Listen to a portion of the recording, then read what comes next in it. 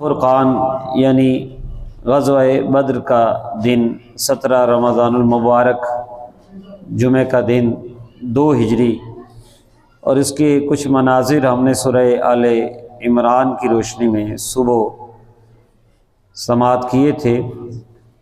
اب اگر ہم سورہ انفال میں دیکھیں تو اس کے اندر بھی اس کے مناظر کا ذکر کیا گیا۔ اللہ تعالیٰ کی مدد کی مختلف صورتیں، ایک تو اونگ طاری کی گئی جس سے مجاہدین کو سکون ملا، پھر ادھر ریت تھی مسلمانوں کی طرف اور کفار کی طرف مضبوط مٹی تھی، تو ریت میں پاؤں دھنستے تھے۔ اللہ تعالیٰ نے بارش نازل فرمائی، ادھر ریت جو ہے وہ گیلی ہونے کی وجہ سے زمین مضبوط ہو گئی، مسلمانوں کے پاؤں جمنے لگے، اور دوسری طرف کفار کی طرف کیچڑ ہو گیا۔ تو یہ مختلف قسم کی مددیں، پھر بارش کے ذریعے وضو کا اہتمام اور دیگر ضرورتوں کا اہتمام، وہ سب کچھ جو ہے وہ ہونے لگا، پانی کا بھی اہتمام ہو گیا۔ اللہ تبارک و تعالیٰ نے فرشتوں کو بھیجا اور فرشتوں کو حکم دیا، اذ یوحی ربک الی الملائکۃ، جب تیرا رب فرشتوں سے یہ کہہ رہا تھا کہ ایمان والوں کو ثابت قدم رکھو، میں کافروں کے دلوں میں عنقریب رعب ڈال دوں گا، فَاضْرِبُوا فَوْقَ الْأَعْنَاقِ وَاضْرِبُوا مِنْهُمْ كُلَّ بَنَانٍ، ان کی گردنوں پر مارو اور ان کے پوروں پر مارو۔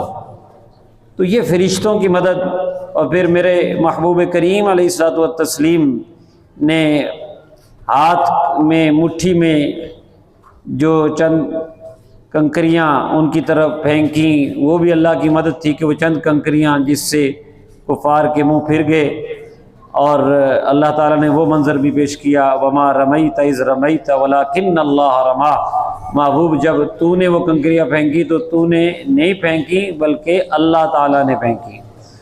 تو یہ ساری مددیں، اب یہ وہ فضائے بدر ہے جس کا اقبال نے ذکر کیا کہ فضائے بدر پیدا کر فرشتے تیری نصرت کو، اتر سکتے ہیں گردوں سے کتار اندر کتار اب بھی۔ سوال یہ ہے کہ اس کا کرائیٹیریا کیا ہے؟ اگرچہ نبی کریم صلی اللہ تعالی وسلم اور صحابہ کرام شان والے ہیں، اللہ کی خاص عنایتیں ان پر، لیکن ان کے لیے بھی ایک نصاب تھا جو اللہ تبارک و تعالیٰ نے بیان فرمایا اسی سورہ انفال میں۔ اس کو غور سے پڑھیے، سنیے، سمجھیے کہ میدان میں کامیابی کے جو اصول ہیں وہ کیا اللہ تعالیٰ نے بیان کیے ہیں۔ یہ سورہ انفال ہے، فرمایا یا ایھا الذین آمنوا اذا لقیتم فئۃ فاثبتوا، اے ایمان والو جب کسی لشکر سے ٹکر ہو جائے تو اب کرنا کیا ہے؟ پہلا سب سے کام ہے ثابت قدم رہنا ہے، میدان سے بھاگنا نہیں۔ دوسرا فرمایا وَاذْكُرُوا اللَّهَ كَثِيرًا لَعَلَّكُمْ تُفْلِحُونَ، دوسرا اللہ کا ذکر کثرت سے کرنا ہے تاکہ تم کامیاب ہو جاؤ۔ یعنی پھر گانے باجے سے جنگیں نہیں جیتی جاتی، اللہ تعالیٰ کا ذکر کیا جاتا ہے۔ ایمان والوں کے لیے یہ اصول ہے۔ فرمایا وَأَطِيعُوا اللَّهَ وَرَسُولَهُ، اور اللہ کی اطاعت کرو اور اس کے رسول کی اطاعت کرو۔ نافرمانیوں سے، کرپشن سے جو ہے وہ جنگیں نہیں جیتی جائیں گی، اللہ اور اس کے رسول کی اطاعت کرنی ہے۔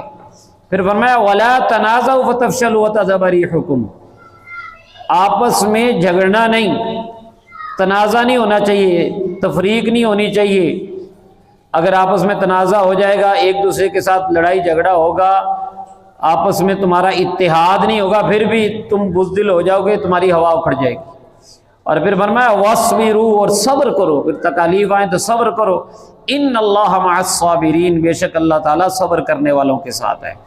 پھر فرمایا کہ جو کفار آئے تھے ان کا جو انداز تھا وہ اختیار نہیں کرنا، وَلَا تَكُونُوا كَالَّذِينَ خَرَجُوا مِن دِيَارِهِمْ بَطَرًا وَرِئَاءَ النَّاسِ وَيَصُدُّونَ عَن سَبِيلِ اللَّهِ، ان لوگوں کی طرح نہیں ہونا جو گھر سے اکڑتے ہوئے نکلے تھے، اللہ پر بھروسہ نہیں تھا، اپنے جو ساز و سامان پر، اسلحے پر، تیاری پر اکڑ کے نکل رہے تھے اور لوگوں کو دکھا دکھا کے آ رہے تھے اور اللہ کے راستے سے روک رہے تھے۔ سب سے بڑی برائی ان کی یہی تھی کہ اللہ کے لیے نہیں نکلے تھے بلکہ اللہ کے راستے سے روک رہے تھے۔